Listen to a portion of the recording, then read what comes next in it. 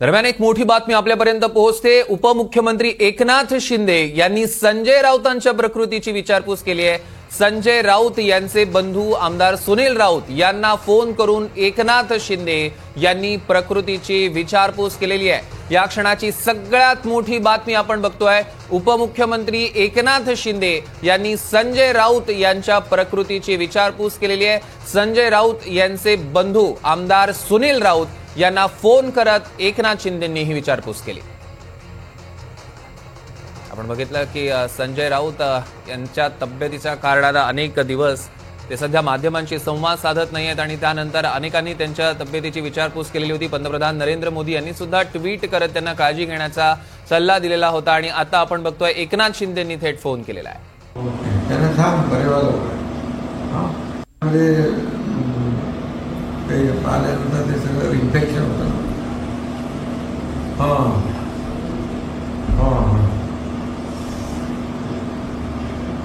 आम्ही हॉस्पिटलमधून घरी आणले। ओके ओके अच्छा ओके त्यांना सांग परिवार ओके शुभेच्छा परिवार। या संदर्भातले अधिकचे अपडेट्स आपण घेणार आहोत। देवेंद्र कोल्हटकर आपले प्रतिनिधी आपल्यासोबत जोडले गेले। देवेंद्र, काय अपडेट्स आहेत? सौरभ, आपल्याला माहिती आहे की शिवसेना ठाकरे गटाचे नेते खासदार संजय राऊत यांची गेल्या काही दिवसापासून प्रकृती ठीक नाहीये। काही दिवसापूर्वी त्यांच्यावरती हॉस्पिटलमध्ये उपचार देखील चालू होते, ते ऍडमिट देखील झाले होते।